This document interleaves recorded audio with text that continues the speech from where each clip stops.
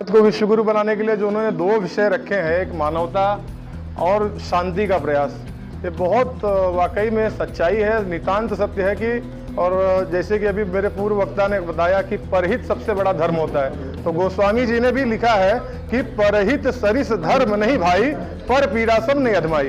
तो दूसरों को प्रताड़ित करने से कोई अधर्म नहीं है और दूसरों की सहायता करने से कोई धर्म नहीं है। तो मूल हमारा भारतीय जो सनातनी संस्कृति है वो मानवता की ही सभ्यता पे चलती हुई है, लेकिन मानवता को भी कहीं कहीं प्रस्थापित करने के लिए कृष्ण को चक्र उठाना पड़ता है, डांडी उठानी पड़ती है अर्जुन को, और राम को अपना सारंग उठाना पड़ता है। वो मानवता की ही प्रस्तावना के लिए थी। तो आवश्यकता है हमें मानवता के साथ आगे बढ़ने की, विश्व शांति हो।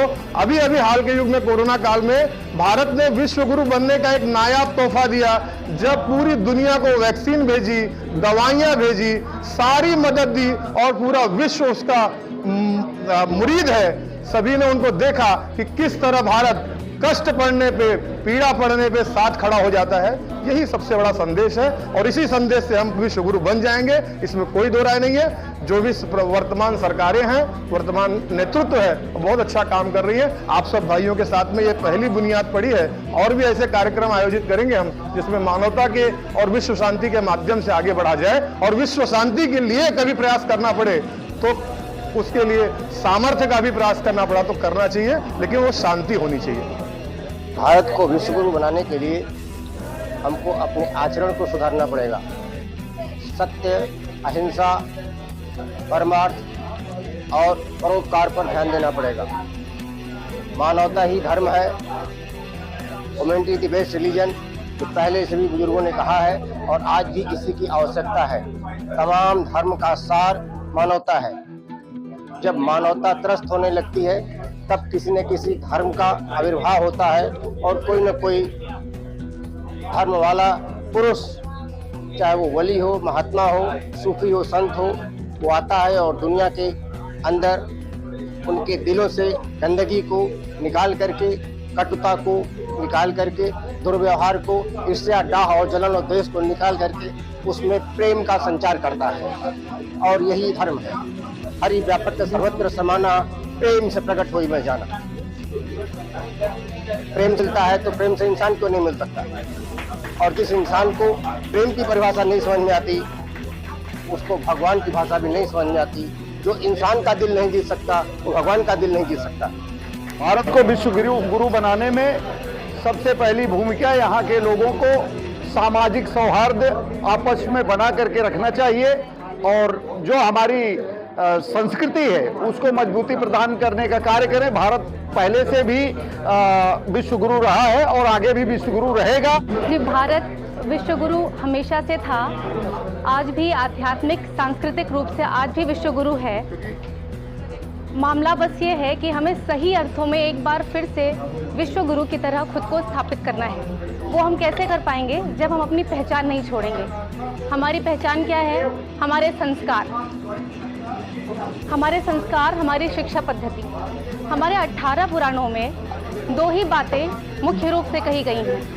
एक श्लोक है, अष्टादश पुराणेषु व्यासस्य वचनद्वयम् परोपकारः पुण्याय पापाय परपीडनम्।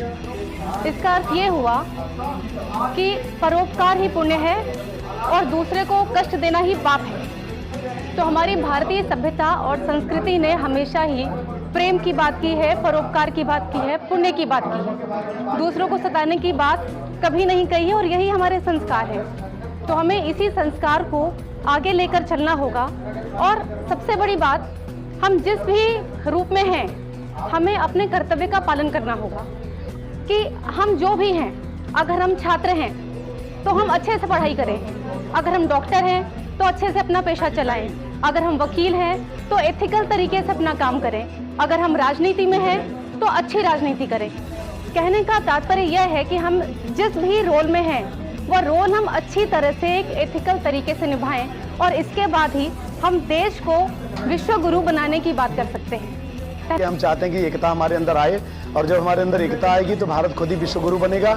आप देख रहे हैं कि विश्व स्तर पे भारत की जो पकड़ बढ़ रही है मोदी जी के नेतृत्व में, भारतीय जनता पार्टी के नेतृत्व में हम लोगों को पूरा उम्मीद है हमारे जीते जी ही वो दिन आ जाएगा जब भारत पूरी दुनिया में अपना परचम लहराएगा, सनातन पूरी दुनिया में अपना परचम लहराएगा। और ये संदेश पूरी दुनिया को जा रहा है कि भारत विश्व गुरु फिर से बनने के कगार पे है। चूँकि यहाँ पे इसके पहले आपने देखा कि अंग्रेजों ने इसकी हालत ख़राब किया, उसके पहले बहुत सारे जो है वो अफगानिस्तान के लोग आए थे जो यहाँ की हालत ख़राब की, इसको लूटे। लेकिन फिर भारत अपने पुराने अस्तित्व में आएगा और विश्व गुरु बनेगा। उसी की पहल की शुरुआत आज यहाँ मुंबई प्रेस क्लब से किया गया है और इस तरह के कार्यक्रम का आयोजन हम आने वाले समय में पूरे भारतवर्ष में करेंगे। धन्यवाद। कोई नहीं है धर्म, मानवता या विश्व शांति के सिद्धांतों को जानता, इसलिए हम लोग के सिद्धांतों की व्याख्या नहीं जाना है। और अभी आपने सनातन धर्म से, इस्लाम से आपने सिद्धांतों की व्याख्याएं सुनी। यानी ये मेरे साथ नहीं होगा और आज भी नहीं, कल भी नहीं, हमेशा से ऐसे भाषण होते रहेंगे और लोग आएंगे, सुन करके चले जाएंगे। मीडिया में उसको सर्च कर दिया जाएगा, तालियां बजाएंगे वगैरह वगैरह। ये मन का क्या है? मन का वो है पोथी पढ़ जय हुआ मन का प्रेम, 28 अक्षर प्रेम का पढ़े तो पंडित।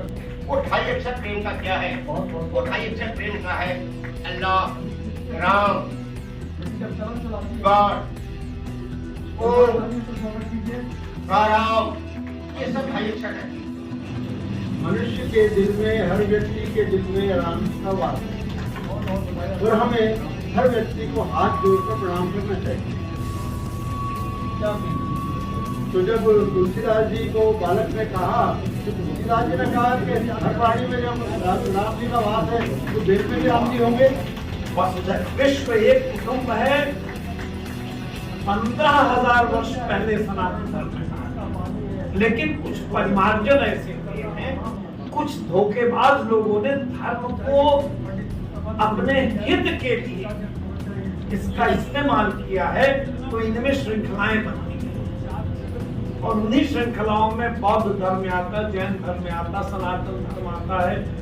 अपनी दया बनाए रखिए, स्नेह भाव बढ़ाए रखिए। हम मानव हैं, एक दूसरे के लिए हैं। मेरी निगाह में यही धर्म है। बहरहाल प्रकरण पर हम आपको ये कहना चाहते हैं कि अभी पूरे विश्व में 11 मजहब चलते हैं और 11 मजहब में 8 धर्म जो है ना हमारे देश भारत में, जिसमें हिंदू सनातन धर्म, ईसाई धर्म, सिख धर्म, बौद्ध धर्म, इस्लाम धर्म, ऐसे 8 धर्म जो है हमारे यहाँ है। धर्म का सार एक बताया गया, दूसरों का जो व्यवहार, बहुत कम शब्दों में हम उसको आप पर निवेदन करना चाहेंगे, दूसरों का जो व्यवहार आपको अपने लिए अच्छा न लगे, ऐसा व्यवहार आप दूसरों के प्रति न करें।